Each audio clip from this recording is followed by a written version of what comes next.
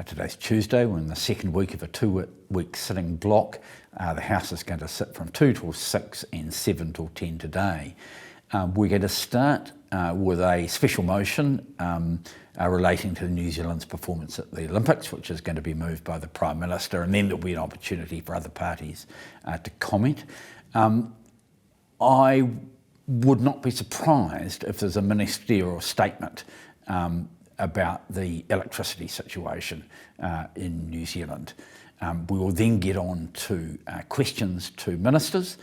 Barbara Edmonds, the Minister of Finance, about the economy, Judith Collins to the Prime Minister about standing by statements and actions, Willow Jean Prime to the Minister of Health about the Bay of Islands Hospital, Golruth Gaharaman to the Minister of Foreign Affairs about the effects of climate change on our ODA programs, Andrew Bailey on the economic effects of higher energy prices, Rachel Brooking to the Minister of Tourism about tourism infrastructure projects, Chris Bishop to the Minister for COVID-19 response about the Tauranga port situation, David Seymour to the Prime Minister about standing by statements and actions, Barbara Kuriga to the Minister of Energy and Resources about the confidence of the ability of New Zealand electricity system to deliver security of supply, Maya Lubeck to the Minister of Transport about public transport in West Auckland,